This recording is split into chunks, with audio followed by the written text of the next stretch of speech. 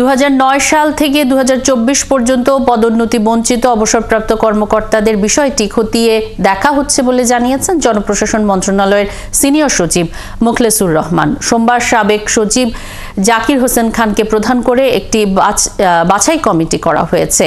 3 মাসের মধ্যে কমিটিকে রিপোর্ট দিতে হবে এবং বঞ্চিতদের দেয়া হবে ক্ষতিপূরণ। সচিবালয়ে এসব জানান তিনি।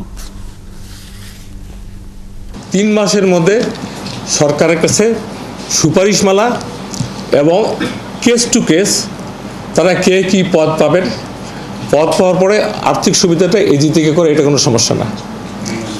এখন এইটা হলো মূল কথা, হলো যে এই কমিটিটি 2500 যে আমাদের দীর্ঘ 16 বছরে বঞ্চিত, ইনক্লুডিং মি, এই এদের নিয়ে কোন পিরিয়ড 2009 সাল থেকে 4 আগস্ট 2024 এই পিরিয়ডের মধ্যে যারা বঞ্চিত হয়েছেন নানানভাবে ইত্যাদি, তাদের বিষয়গুলি কেস টু কেস বিবেচনা করে সরকারকে সুপারিশ করবে কাকে কোন জায়গায় নেওয়া যায়।